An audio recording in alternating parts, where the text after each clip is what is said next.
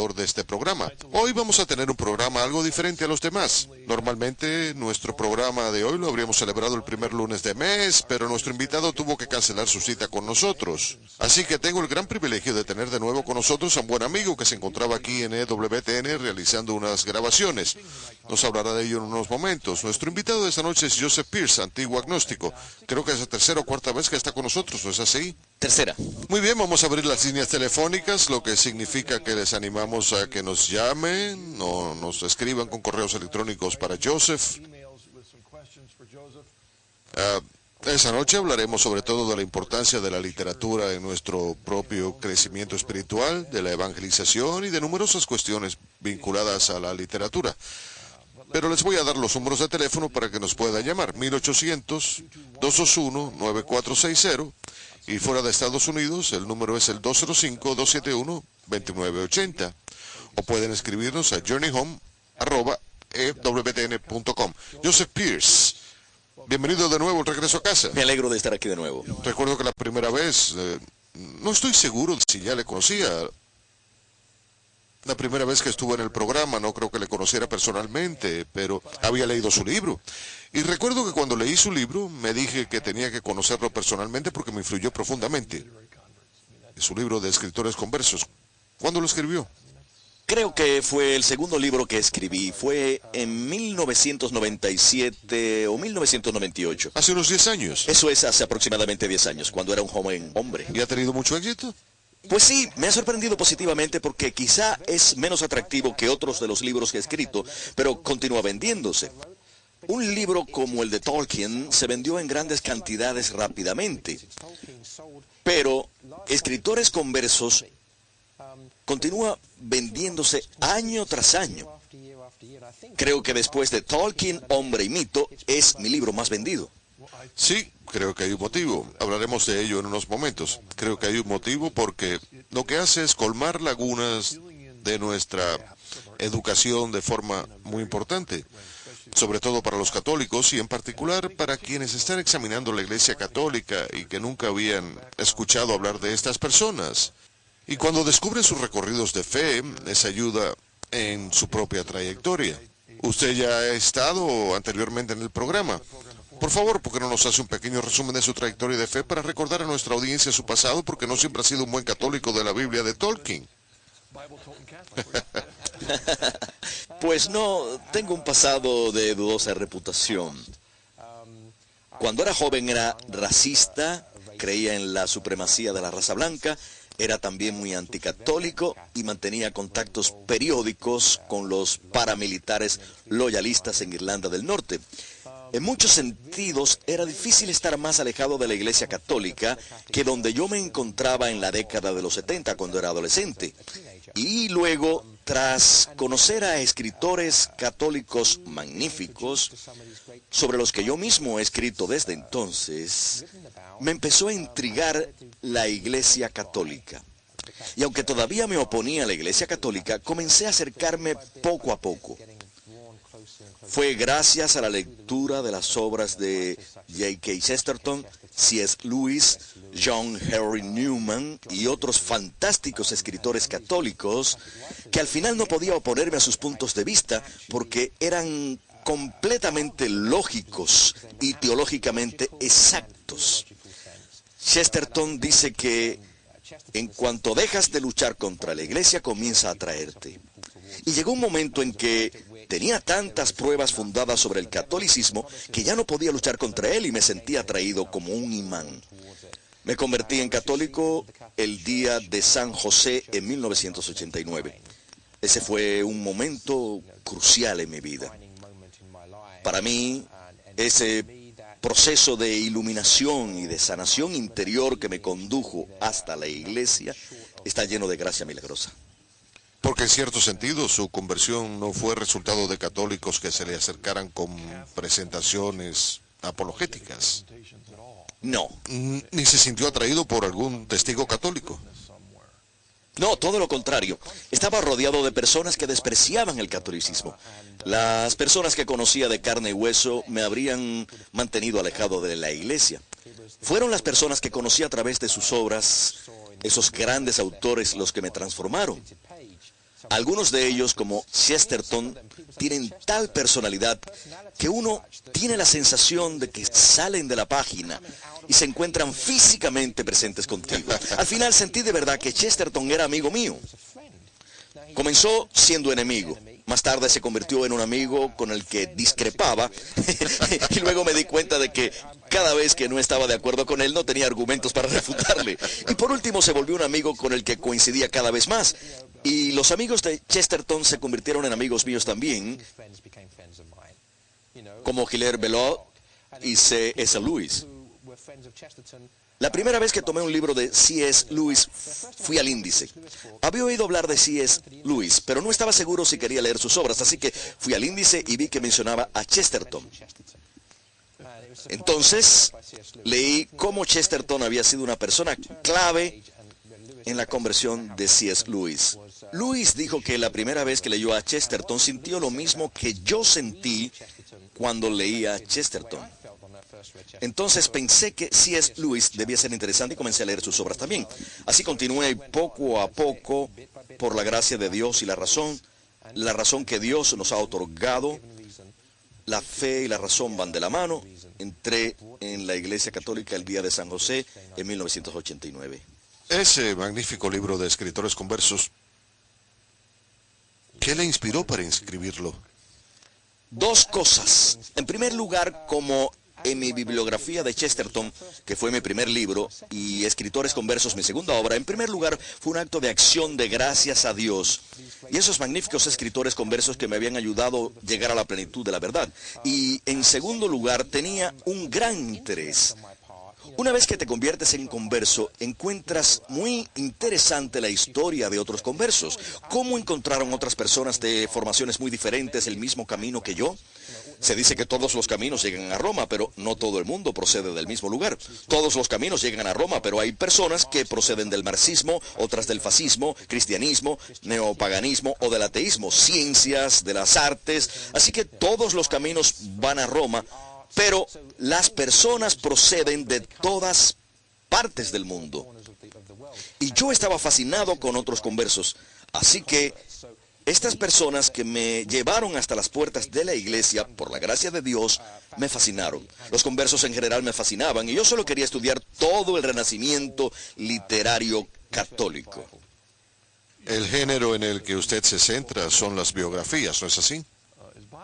Sí. Usted ha escrito, vamos a ver, tiene la bibliografía de Oscar Wilde, Chesterton, además de escritores conversos. ¿Qué otras bibliografías? Y pronto va a salir a la venta otra nueva. Sí, mi nuevo libro es Shakespeare, una investigación de Joseph Peirce. Es un estudio bibliográfico sobre William Shakespeare, donde examino las pruebas existentes para defender su catolicismo. Pero también están mis bibliografías sobre Hilaire Belloc, Alexander Solzhenitsyn y C.S. Lewis. Eso es, y las he leído todas. Gracias.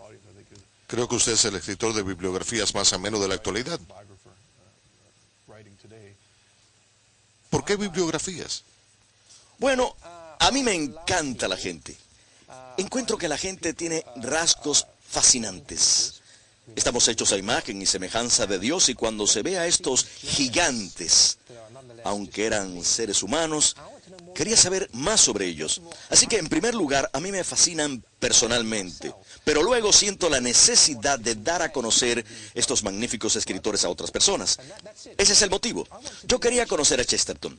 ¿Cómo podía conocerlo? Pues estudiándolo, leyendo todas las obras que escribió, leyendo sus bibliografías, y luego, cuando leí esas bibliografías, ninguna me pareció que ofrecía una perspectiva objetiva de Chesterton. No eran acertadas, así que me dije que no debía quejarme y hacerlo yo mismo, si pensaba que podía mejorar lo que existía. Así que esa fue la motivación para mi primer libro. Con frecuencia pienso que se cometen injusticias. Oscar Wilde, por ejemplo, está siendo secuestrado actualmente por los grupos de defensa de los gays y utilizado como un icono de la homosexualidad, cuando él consideró su homosexualidad, su patología, su enfermedad. Opino que hay injusticias que deben ser rectificadas, y con mi nuevo libro, Shakespeare, se han escrito tantos disparates acerca de Shakespeare que yo quería meterme de lleno y decir que tengo pruebas concretas de lo contrario. Diría lo siguiente, Marcus: en todas mis obras me esfuerzo honestamente porque sean exactos y objetivos desde el punto de vista de los hechos. La verdad no tiene nada que temer de los hechos. Si alguien me dijera que cualquiera de los hechos presentados en mis libros es incorrecto, yo sería el primero en disculparme y corregirme si es cierto. No estoy interesado en defender una opinión no basada en hechos. El fin no justifica la utilización de medios ilícitos. La verdad y los hechos deben ir de la mano. Así que mi libro sobre Shakespeare creo que muestra decidida y objetivamente, mediante hechos concretos, que Shakespeare era católico y lo fue hasta su muerte. Y la gente debe examinar esos hechos. Porque el peligro de muchos críticos es leer con los lentes de sus propios prejuicios y esta cuestión nos lleva a preguntarnos, Correcto. ¿cómo debe leerse un libro? Hay tantas cuestiones sobre las que me gustaría hablar, pero antes me gustaría decir que uno de los motivos por el que he planteado la cuestión de la bibliografía es porque nuestro programa, El Regreso a Casa, consiste precisamente en eso. Uno de los motivos por el que realizamos este programa, para aquellos de ustedes que están examinando la Iglesia Católica y cuestionando su propia fe, es que están escuchando cómo Dios ha cambiado la vida de otras personas, sus experiencias y hechos concretos y cómo aceptaron y se abrieron a la Iglesia Católica. Los libros de bibliografías de conversos son muy populares. Las historias, hay docenas de libros sobre bibliografías y creo que ayudan a la gente. Por un lado, tenemos los hechos objetivos, las verdades de la iglesia, las doctrinas, los dogmas, la historia. Pero en cierto sentido, la historia Sí. es una bibliografía. Queremos conocer la realidad de estas verdades en las vidas de las personas. ¿Las transforman? Y eso es lo que ocurre cuando se lee una bibliografía. Por ejemplo, Oscar Wilde. Hay un nivel superficial de cosas que la gente quiere que usted sepa o no sobre él cuando se examina su vida. Pero luego está su perspectiva sobre cómo abordó sus dificultades en la vida. De esa manera puede comprenderse su obra. A la hora de leer un libro, es importante conocer al autor para comprender lo que escribe. Es absolutamente esencial hasta el punto de que si usted no conoce el autor, ni la época o cultura donde vivió, ni nada sobre sus creencias, sin duda no leerá correctamente su obra. El problema con las instituciones académicas es que no han leído correctamente su obra. El motivo es porque hay tres modos de leer. Existe la lectura recreativa, cuando se lee puramente por placer. Y no estoy diciendo que la gente no debería leer únicamente para divertirse, por supuesto que está bien. Pero si usted lee por placer, no tiene derecho o no se ha ganado el derecho de pontificar los significados profundos de la obra. Si usted desea conocer los significados profundos de una obra, debe profundizar en ella. Así que en ese momento debe dejar de lado su lectura recreativa y leer el libro una segunda vez. Hay dos modos de leerlo. Existe un modo objetivo y crítico donde debe averiguar todo lo que pueda sobre el autor, sobre sus creencias, sobre la época en que vivió, sobre los argumentos y debates culturales dominantes de esa sociedad y su punto de vista en esos debates. Una vez que conozca todos esos aspectos, conocerá algo sobre el autor. Una obra de arte es una combinación de don, gracia o musa, según la terminología que quiera utilizar, y la persona del autor. Y la obra es una encarnación de esa relación entre la gracia y el autor. Así que, si no comprende al autor, no entenderá su obra. Eso es lo que denomino una lectura crítica. La tercera lectura es lo que podríamos denominar una lectura subjetiva llena de prejuicios, y es el tipo de lectura que realiza el 90% de las instituciones académicas, en particular en literatura. Examinar una obra literaria narcisísticamente como un ejercicio lleno de prejuicios, donde la obra se convierte en un reflejo de los propios prejuicios del lector.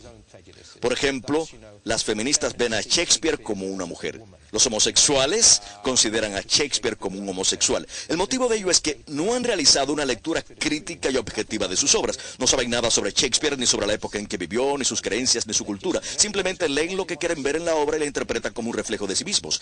C.S. Lewis dijo que había dos maneras de leer un libro, dos tipos de personas. Las personas que incorporan algo al libro y quienes dejan que los libros les cambien. Si usted está leyendo un libro desde una perspectiva subjetiva llena de prejuicios, está incorporando algo a ese libro y por tanto no está creciendo interiormente. Estos grandes autores son genios y si enfocamos estas obras con humildad, creceremos interiormente.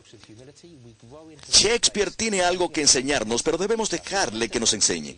Si lo utilizamos meramente con un espejo para reflejarnos a nosotros mismos, no aprenderemos nada. Teniendo en cuenta lo que acaba de decir, ¿en qué medida ha influido una falsa lectura o interpretación de la Iglesia en que no haya más personas católicas?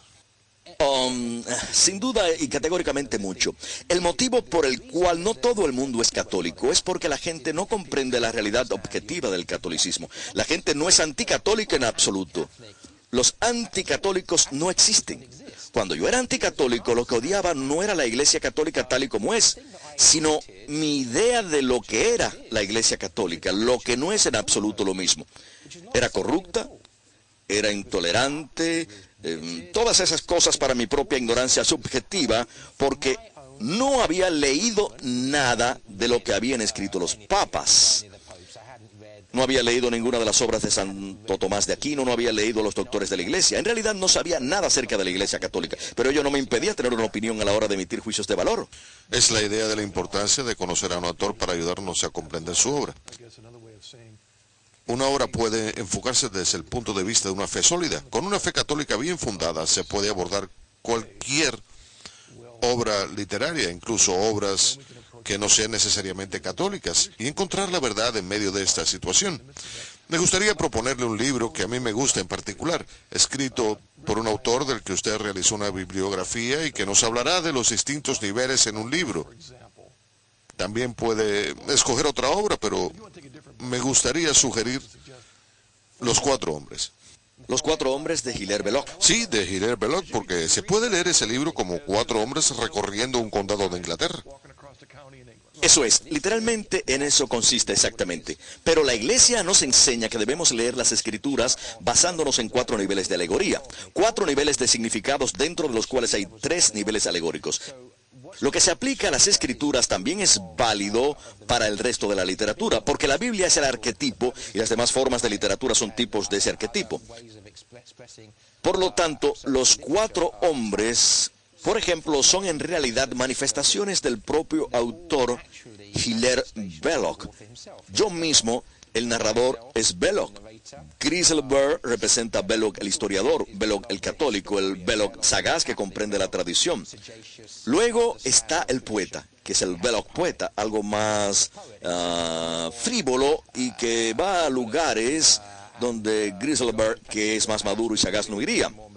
Y por último tenemos al marinero. Belloc era un marinero y representa su amor por el mar, por la aventura, los viajes, sus ansias de conocer el mundo. Lo que hace Belloc es presentar un viaje personal que su querido Sussex, de donde procedía. Y si alguien ha realizado alguna vez un largo viaje solo, sabrá que se tiene mucho tiempo para encontrar momentos de inspiración, rezar y reflexionar. La obra consiste en una reflexión personal del propio Belloc con diferentes facetas de su personalidad cuando recorre el condado de Sussex. Y si se conoce al autor, le ayuda a comprender su obra de un modo que no se podría haber interpretado nunca. Exacto. Cuando leí ese libro, es una de mis obras favoritas de Belloc. Lo que interpreté, por un lado, fue que me gustó tanto que deseaba ir a recorrer Sussex personalmente. Pero por otro me hizo reflexionar sobre valorar el lugar donde Dios os ha colocado. Ya se trate de Sussex, de Carolina del Sur, de Ohio, de eso trata en realidad Los Cuatro Hombres. Cuando enseño sobre ese libro en la Universidad de Ave María, hablo de la teología del lugar. En todas las obras de Belloc, la teología del lugar es importante, pero en Los Cuatro Hombres es esencial. Básicamente, hemos sido encarnados en un lugar y época particulares, y ello forma parte de la creación de Dios. Es bueno que amemos nuestro hogar, porque el hogar con H minúscula es la antesala de nuestro hogar escrito en mayúscula, es decir, el cielo. Así que Deberíamos amar el mundo donde Dios nos ha colocado. El mundo que Dios ha creado es bueno y el lugar en particular que conocemos mejor, más próximo a nuestro corazón, porque está más cerca del umbral de nuestro hogar, debería ser especial para nosotros. Esa idea de que el alma y la tierra están unidos, esa teología del lugar es muy importante. Creo que en un mundo cosmopolita demasiado materialista y despiadado, se pierde ese sentido del lugar y debemos redescubrirlo. Tenemos el síndrome de que si estuviéramos en ese otro lugar seríamos más felices. ¿Cierto? Para mí ese libro dice que no es allí donde será feliz, sino aquí. Sí. Incluso llega un momento en el libro donde embellece ficticiamente su condado para que tuviera mejor apariencia que como era probablemente, pues así se aprende a amar el lugar donde se vive. Sí, exacto. Es un libro magnífico. Tenemos nuestra primera llamada, es de Marcia de Massachusetts. Hola Marcia, ¿qué desea preguntar? Hola, yo llamo en relación con Oscar Wilde. Soy muy aficionada a su poesía y a su obra en general. Usted ha mencionado antes que es un ícono para la comunidad gay y me gustaría saber si podría hablar un poco más de su conversión, sobre si fue siempre católico o he escuchado que se convirtió al final de su vida en su lecho de muerte. Gracias. Gracias, Marcia. Gracias. Es una buena pregunta porque ese es uno de mis temas favoritos. Escribí mi libro sobre Oscar Wilde porque nuevamente la gente que estaba haciendo de Oscar Wilde un icono homosexual no comprendía en realidad a Oscar Wilde. Así que escribí Desenmascarando a Oscar Wilde para mostrar su vida. A Oscar Wilde le atraía la Iglesia Católica.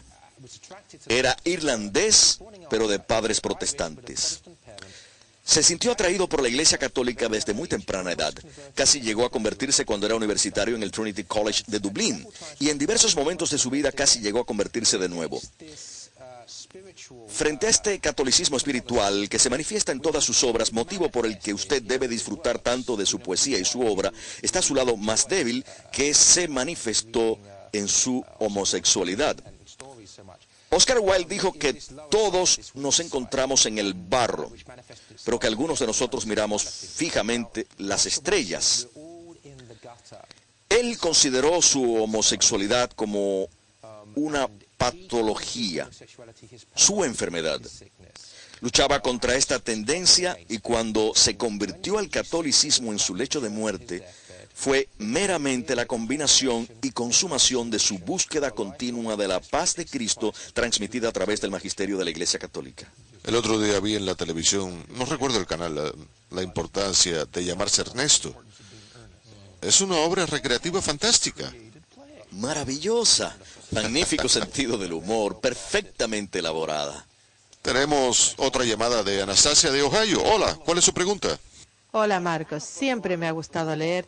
Ahora que soy más consciente de mi fe, me he dado cuenta de que algunos de los libros que tengo tienen sedimentos anticatólicos. Algunos son obras literarias y otros son libros religiosos, Biblias con comentarios anticatólicos. No sé qué hacer con estos libros. Solía guardarlos por si mis hijos me preguntaban si los querían leer. Pero ahora han crecido y ya no estoy segura de lo que debería ser. Gracias. Magnífica pregunta. Sí, esa es una muy buena pregunta. Volvamos a lo que decíamos antes sobre cómo leer un libro y lo que es. Hay obras magníficas de literatura que han sido escritas por escritores que eran anticatólicos, y hay obras de literatura muy malas escritas por autores católicos. La cuestión es que una obra literaria es una combinación de talento y del autor. Algunos autores son anticatólicos, pero tienen un gran talento. Ustedes se preguntarán, ¿por qué daría Dios a la gente esos talentos si abusan de ellos? El modo en que debemos abordar esta cuestión es comparando el don de la creatividad, plasmado por estas personas que escriben obras anticatólicas, con el don de la vida. Dios no nos quita el don de la vida cada vez que pecamos, gracias a Dios. Ese don nos lo otorga gratuitamente y nosotros podemos utilizar o abusar de ese don. Podemos arrojárselo a los cerdos o podemos devolvérselo a quien nos lo ha otorgado en alabanza, lo que estamos llamados a hacer. Por lo tanto, tenemos a todos esos autores anticatólicos, pero que han escrito magníficas obras de literatura. Así que no nos debería sorprender que las buenas obras literarias no sean siempre de católicos, porque Dios nos concede un don, pero luego nosotros tenemos la libertad de utilizar o abusar de dicho don. ¿Qué deberíamos hacer con esos libros anticatólicos? Esa es una pregunta difícil de responder porque depende del libro. Si algo es pornográfico o satánico, yo lo tiraría. Deshágase de ellos para que nadie pueda leerlos. Pero si se trata de, por ejemplo, de una novela de George Orwell con algunas referencias a la Iglesia Católica, en líneas generales su obra es bastante aceptable. Cuestiona la sociedad materialista desde una perspectiva crítica, lo que es en realidad muy útil. Esa crítica se ve plasmada en sus obras 1984 y en Rebelión en la Granja. Entonces debería deshacerse de estos libros porque aparecen algunas referencias negativas sobre la Iglesia Católica. Pues no, no debería. Pero evidentemente debería estar preparada para responder esas críticas en caso de que alguien le pregunte. No recuerdo ahora el nombre, pero acaba de salir una película basada en un libro de un autor ateo muy conocido que tiene elementos anticatólicos, pero no recuerdo ahora el título. La brújula... ¿La brújula dorada? La brújula dorada. Ese es un ejemplo de libro también, pero nuevamente, si se conoce el autor y de dónde procede, si lee su libro, podrá separar lo importante de lo que no lo es y comprender mejor el libro. Eso es algo importante. No recomiendo el libro si no posee una fe sólida, si la persona no sabrá abordar ese tipo de desafíos de fe o si no conoce al autor. Eso es. Pero si se encuentra en esa situación, conoce bien su fe, le encanta la literatura, conoce la procedencia del autor, entonces un libro de ese tipo puede ayudarles a comprender el pasado del autor de forma que ningún otro libro podría hacerlo. Lo que está haciendo Philip Pullman, autor de ese libro, es responder a C.S. Lewis. Él leyó a C.S. Lewis y lo considera como a alguien que cuenta historias con mensajes cristianos, alegorías cristianas, y Pullman crea a alguien contrario a C.S. Lewis mediante historias de ficción para transmitir un mensaje anticristiano. La cuestión es que tenía que captar la atención de C.S. Lewis para hacerlo. El nuevo desafío para los católicos es cuestionar el mensaje de Philip Pullman, quizás de la mano de algún magnífico escritor católico que se dirija al público de Pullman y le dé la vuelta respondiendo a este autor con una obra de ficción mejor. Esa es la respuesta y no simplemente quemar libros.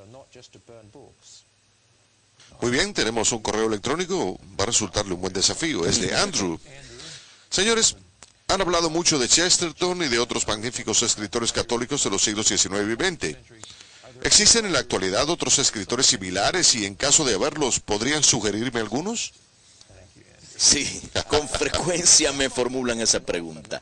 En primer lugar, me gustaría decir que mi campo de especialización se centra en los siglos XIX y XX, aunque mis estudios se remontan hasta Shakespeare. Pero básicamente comencé en el año 1950 y fui hacia atrás en lugar de ir hacia adelante. Así que soy un tipo un poco chapado a la antigua. Creo que la persona que ha escrito se estaba refiriendo más bien a autores contemporáneos. Usted se centra en la verdad expresada por autores más antiguos. Exacto. Para mí un buen vino debe madurar y para que sea bueno de verdad debe tener al menos 50 años. El Señor de los Anillos es lo más moderno a lo que he llegado, 50 años. Así que quizás no soy la persona más indicada para responder a su pregunta. Pero evidentemente hay actualmente algunos buenos escritores católicos como Michael O'Brien o Juan Hampsons. Y lo otro que me gustaría decir es que hay muchos manuscritos. No tengo mucho tiempo para leerlos, pero me sorprende lo bien escritos que están muchos de ellos. Y creo que en cierto sentido vivimos en una cultura muy hostil y secularizada, donde las editoriales seculares no les interesan tanto a los escritores cristianos. La buena noticia es que en los últimos 4 o 5 años, las editoriales católicas antiguas y más recientes están comenzando a ver el valor de publicar novelas católicas. Creo que hemos cambiado de mentalidad y que veremos mejores obras de ficción católicas en los próximos 10 años. Y siempre está la cuestión de hasta qué punto existe un vínculo entre la evangelización y la ficción. Sí. Están muy próximos. Si nos remontamos a 100 años, creo que uno de los autores sobre los que usted escribió en Escritores Conversos fue Robert Hugh Benson. Sí. Sus obras fueron muy evangelizadoras en defensa de la Iglesia Católica. Sí. muy real sobre la realidad de los católicos defendiendo la verdad. Sí. Pero este tipo de novelas ha ido desapareciendo poco a poco. Pero déjeme mostrar el valor que tiene. Él escribió, por ejemplo, una obra titulada La tortura y la horca, donde revivió el sufrimiento de los católicos en Inglaterra durante 150 años de persecuciones, desde la década de 1530 a 1580, cuando se ahorcaba a los sacerdotes por el mero hecho de ser sacerdotes. Bueno, pues él plasmó esta realidad histórica en una novela. Esa novela permitió a muchas personas conocer la realidad de lo que sucedió porque nunca habrían leído una obra histórica. Lo otro que me gustaría decir, Marcus, es que vivimos en una época donde la gente no aprende teología en el mundo secular, ni filosofía, y por tanto no sabe pensar objetivamente, pero les gusta la belleza y que les cuenten una hermosa historia. Así que el arte, la música, la ficción, todos ellos son modos de evangelizar la cultura a través del poder de la belleza y dejándose llenar de la verdad. Ese fue precisamente el motivo por el que escribí una novela para mi padre. Él no leía nada que no fuera de ficción. Sí. Podía leer un libro sobre arqueología y un poco de historia, pero leyó una novela al día durante toda su vida, así que ¿qué hacer? ¿Cómo llegar a esas personas? Eso es a través de libros de no ficción, de ficción, arte, música. Dios nos ha otorgado todos esos instrumentos porque como seres humanos no somos únicamente un alma y un cuerpo, sino cuerpo y alma unidos. Sí. Así que se debe llegar a todas partes de nuestro ser. En mi caso me emociono más cuando leo ficción que libros que no son de ficción. Enseño literatura en la Universidad Ave María de Florida y no puedo leer historias de conversos delante de mis 25 estudiantes sin que se me entrecorte la voz, casi con lágrimas en los ojos. Yo trato de dar una imagen de hombre duro, pero luego rompo a llorar leyendo una novela delante de mis alumnos. Pero es el poder de la ficción. Sí, creo que el libro que más me conmovió en ese sentido, se lo he dicho antes, es Matar a un ruiseñor. Lo he leído varias veces y cada vez que lo leo lloro, porque es el poder del género de la novela para que Dios pueda llegar a una gran variedad de personas que de otro modo no alcanzaría. Así que aquellos de ustedes que sean escritores, les animamos a que sigan la llamada del Señor. Y también para aquellos de ustedes que no son católicos y lean libros de ficción y no ficción católica, en ocasiones tendrán que remontarse a 100 años para leer un buen libro como la tortura y la horca, pero hay obras magníficas publicadas que Dios utiliza para abrir nuestros corazones y escuchamos la plenitud de su verdad. Vamos a hacer una pausa y volvemos en unos momentos con Joseph para responder a todas sus preguntas. A casa, nuestro invitado es Joseph Pearce. Siempre es un placer tenerle de vuelta con nosotros. ¿Qué estaba haciendo en EWTN cuando le encontramos para que sustituyera a nuestro invitado de esta noche? ¿Por qué estaba aquí? Estoy filmando una serie de 13 episodios sobre el catolicismo de Shakespeare basado en mi libro Shakespeare. Estuvimos rodando la semana pasada y esta semana también. Tienen buenos actores de teatro, ¿verdad? Tenemos actores muy buenos que están escenificándolo muy bien.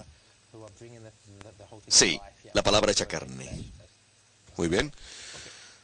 Tenemos un correo electrónico de Joe en California. Estimado Joseph, algunas obras literarias han tenido un profundo impacto a la hora de dar a conocer la verdad de Jesús, pero no son conformes con la teología de la Iglesia Católica Romana. La Choza debe ser un libro, no lo conozco. Ha provocado recientemente una enorme polémica. Los libros de Joshua también han tenido un efecto similar. ¿Piensa que los efectos positivos de estos libros a la hora de conmover a la gente compensan su laxitud en materia de teología ortodoxa? Gracias, Joe. No conozco, bueno, he leído los libros de Joshua, pero no me gustan demasiado. Pienso también que El manto sagrado, un clásico norteamericano sobre la época de Jesús. Sí. Pero no era de un escritor católico, así que... Otro ejemplo claro es Un hombre para todas las estaciones de Robert Bolt, esa magistral obra teatral que se adaptó en 2 magníficas películas. Y por supuesto, La canción de Bernardita de Franz Werfel, él era judío, una obra magistral. Pero esta es una novela profundamente católica, aunque su autor no fuera católico. Es una profunda paradoja sobre la que podríamos extendernos. Pero para responder a la pregunta de manera general, claro que deberíamos leer obras, aunque no sea catolicismo ortodoxo. Como dije antes, yo recomendaría a todos los católicos que leyeran 1984 de George Orwell. Es una profunda obra de literatura que nos advierte de los peligros de un poder centralizado, de los peligros de que el Estado tenga demasiado poder sobre el individuo y la familia, Y esa es una lección que deberíamos aprender aunque George Orwell no fuera católico. Quizá en lo que se refiere a libros protestantes, si consiguen acercar a agnósticos a Cristo será algo bueno. Si un católico los lee y no está suficientemente formado en su fe y le confunde y le separa de Cristo, entonces es mejor no leerlos. Así que, nuevamente, no se puede prohibir sin más o dar el visto bueno de todos los libros. Hay que examinarlos individualmente y también a cada lector por separado. Yo soy ingeniero de formación, no tenía ninguna formación literaria. Cuando volví a convertirme a Cristo, asistí al seminario y más tarde me convertí en católico. Me di cuenta de que tenía enormes lagunas y empecé a leer literatura que no conocía. Así que leí muchas obras que debería haber leído como adolescente, pero que entonces había utilizado en resúmenes.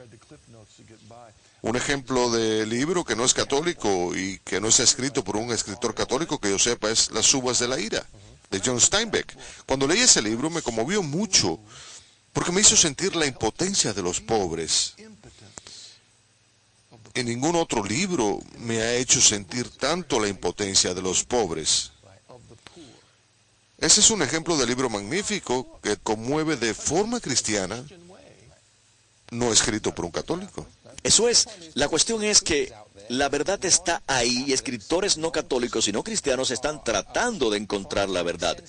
Cuanto más alejado de la verdad te encuentres, menos la encontrarás. Pero habrá facetas de la verdad que emergerán en la obra de no católicos. Por ejemplo, en la obra de George Orwell, la Iglesia Católica nos habla de la subsidiariedad. Esa es una de las mayores defensas de la subsidiariedad, del mostrar qué ocurre cuando no se tiene. Se producen dictaduras, totalitarismos. Nuestra próxima llamada es de Jean en Michigan. Hola Jean, ¿cuál es su pregunta? Hola, me gustaría preguntar al señor Pierce, para nosotros, como católicos contemporáneos del Papa Juan Pablo II y Benedicto XVI, ¿qué importancia tiene que Shakespeare fuera católico o protestante en esa terrible época isabelina para los católicos? Gracias, Jean. Magnífica pregunta. No se puede subestimar la importancia de Shakespeare como instrumento de evangelización. Si se puede mostrar objetivamente con hechos, de forma indisputable, que Shakespeare fue católico durante la época en que escribió sus obras y después, en su lecho de muerte, obligaría a las instituciones académicas de todo el mundo que enseñan Shakespeare a cientos de miles de estudiantes cada año, les obligaría a comprender el catolicismo para conocer de verdad sus obras. Así que, si podemos ganar ese argumento presentando los hechos de forma irrefutable, entonces el catolicismo recuperaría su lugar en las instituciones de enseñanza seculares, al menos en lo que se refiere a la literatura. Esa sería una victoria muy importante en el campo de la evangelización. Así que esta cuestión no es meramente académica en ese sentido, sino que es crucial para evangelizar nuestra cultura y devolverle el mundo a Cristo. Romeo y Julieta, Capuletos y Montescos, ¿es eso? Sí, sí. Iglesia de Inglaterra y catolicismo. Debemos tener cuidado. Debemos tener cuidado. Creo que Shakespeare desea mostrarnos que esta lucha y odio entre grupos es una situación que debe resolverse. Pero lo que no digo en mi libro es que Shakespeare nos presenta antiguas alegorías, porque no lo hace. Pero lo que sí nos presenta son los problemas de su época y con los que nos enfrentamos nosotros hoy en día. Las palabras de Cristo, dad al César lo que es del César y a Dios lo que es de Dios. Shakespeare estaba viviendo esencialmente en un estado embriónico fundamentalista y secularizado, donde nadie podía ser católico, donde eras perseguido si eras católico. En muchas de las obras de Shakespeare, los héroes y heroínas son almas virtuosas cristianas y convencionales, que practicaban las virtudes cristianas, y los villanos son siempre maquiavélicos, sin principios, únicamente interesados en lograr sus fines, aunque fuera por medios inmorales. Y esos eran los debates del Renacimiento tardío que existía cuando Shakespeare estaba escribiendo. Su dialéctica verdadera está entre la virtud tradicional cristiana, que son sus héroes y heroínas, y la nueva tendencia anticristiana y anticatólica que buscaba poder y no tenía principios. Así que, en realidad, este Shakespeare católico, voy a escribir pronto un artículo sobre por qué los protestantes no deberían temer a un Shakespeare católico, porque la dialéctica que aborda Shakespeare es entre el cristianismo ortodoxo, su práctica correcta y los riesgos, costos y peligros que conlleva su práctica frente a la secularización sin ningún principio. En nuestra época actual de secularización y fundamentalismo, Shakespeare habla de un modo más intenso y conmovedor que quizás nunca antes. Cuando está ese tema recurrente de una mujer vistiéndose de hombre,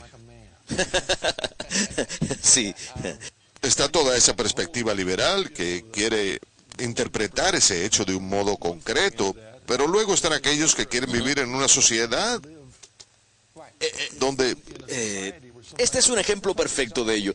Si quiere comprender de verdad de qué entorno procedía Shakespeare y lo que estaba haciendo, hay que comprender quién era Shakespeare en su sociedad, cultura y las creencias que existían. Lo que no se puede hacer es lo que hacen algunos grupos que dicen que en cuanto Shakespeare afirmaba que amaba a alguien, si era un hombre, entonces era porque era homosexual. Bueno, pues eso es absurdo. sí, tenemos otro correo electrónico de Vlad en Illinois. Querido señor Pierce, ¿por qué decidió escribir sobre J.R.R. Tolkien, teniendo en cuenta que nunca se le consideró como a un gran escritor católico, ni realizaba apologética, ni participaba en debates públicos sobre la sociedad? ¿Fue a través de su conexión con C.S. Lewis o meramente como parte de un estudio de escritores católicos? ¿Cómo considera que encaja con todos los demás escritores sobre los que usted ha escrito, teniendo en cuenta que su magnífica obra literaria es muy diferente de lo que sus contemporáneos escribieron? Muchas gracias, Vlad, por su correo. Esa es una magnífica pregunta. El motivo principal por el que decidí escribir un libro sobre Tolkien fue porque cuando en 1997 surgieron numerosas opiniones sobre Tolkien y su libro fue considerado como el mejor del siglo XX, estaba claro que la gente no comprendía el catolicismo de su obra. Una de las cosas que me gustaría decirle a Vlad es que El Señor de los Anillos es una obra de literatura católica y no soy el único que lo dice. Quien lo dice también, volviendo a nuestro diálogo anterior, es el propio autor, J.R.R. Tolkien. Él dijo y citó textualmente: El Señor de los Anillos es, por supuesto, fundamentalmente una obra religiosa y católica. Así que esta es una magnífica obra literaria católica. Era evidente que los críticos no conocían esta dimensión más profunda y católica del Señor de los Anillos. Eso fue lo que me motivó a escribir un libro sobre este tema y sacar a relucir ese profundo significado cristiano de esa brillante obra. Muy bien, gracias. Nuestra siguiente llamada es Darío en Nueva York. Hola, Darío, ¿cuál es su pregunta? Hola, gracias a Dios por EWTN. Oh, gracias. Amén. Soy católico de nacimiento y siempre lo he sido. Así que siento que se me ha otorgado el don de la fe. Mi familia es toda católica desde hace no sé cuántos miles de años, pero bueno, la mayoría de sus invitados son personas muy inteligentes. Me gustaría preguntar si el señor Pierce tomó una decisión intelectual cuando entró en la Iglesia Católica antes de recibir el don de la fe, o sintió que la fe le llegó antes que su razonamiento intelectual. Voy a colgar para escuchar su respuesta. Muchas gracias. Gracias por su pregunta, Darío. Muchas gracias. Gracias. Cuando me convertí en católico, creí que mi conversión era enteramente intelectual. Ahora, en cambio, sé que no solo fue intelectual, fue la gracia derramada sobre mí, así como otros aspectos emocionales. Me gustaría decir que no se trata de una situación excluyente de que fuera lo uno o lo otro. La Iglesia Católica enseña fides ratio, fe y razón, y son uno.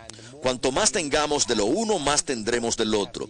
Y cuanto más perdamos uno, más perderemos el otro. Así que al final me convertí en católico a través del poder del intelecto, de la razón y del poder de la fe, que son uno y lo mismo si se comprenden correctamente. Yo no lo comprendí bien cuando me convertí en católico, pero ahora estoy entendiéndolo mejor gracias a las enseñanzas de la Iglesia Católica.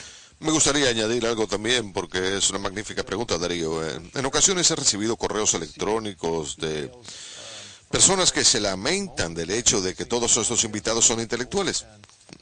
Creo que lo que sucede es que con frecuencia en un programa como este estamos buscando esos hechos concretos que abrieron su corazón o le despertaron el acontecimiento, el libro, la persona, el testigo, la doctrina, la información.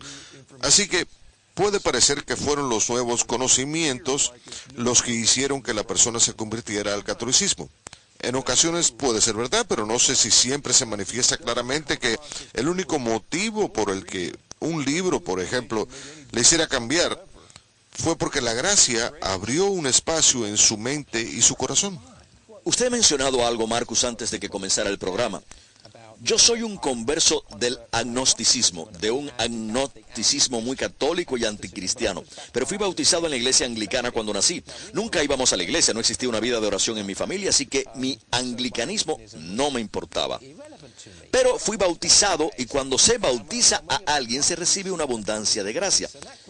Así que la gracia estaba ahí con independencia de que lo supiera o de que me importara. Así que ahora me doy cuenta de que fue un recorrido de gracia y un recorrido de fe en igual medida que una trayectoria intelectual. Pero, como he dicho antes, los dos no se oponen entre sí. No tenemos que escoger entre cuál de los dos se produjo primero. Los dos son uno, entendidos correctamente. Son uno.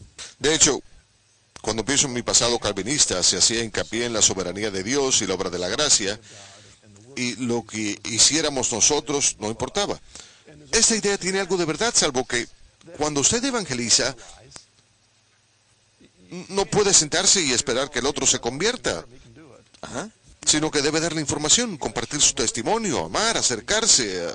Así que son las dos cosas. Desde luego. Es un misterio. Yo tengo amigos que conocen todo lo que usted y yo sabemos, pero por algún motivo misterioso no les ha hecho cambiar del mismo modo en que nos hizo cambiar a usted o a mí. Leyeron, usted conoce a eruditos literarios que han leído a Shakespeare y las mismas obras que usted ha leído, pero no piensan de su mismo modo. Es el misterio de la gracia. Así que se nos otorga la gracia, pero nosotros debemos responder a ella. No se trata únicamente de una decisión de Dios. Sí. Es una relación. Dios respeta nuestra humanidad, no somos robots, así que es una relación. Dios nos otorga su gracia y desea y espera que respondamos a ella.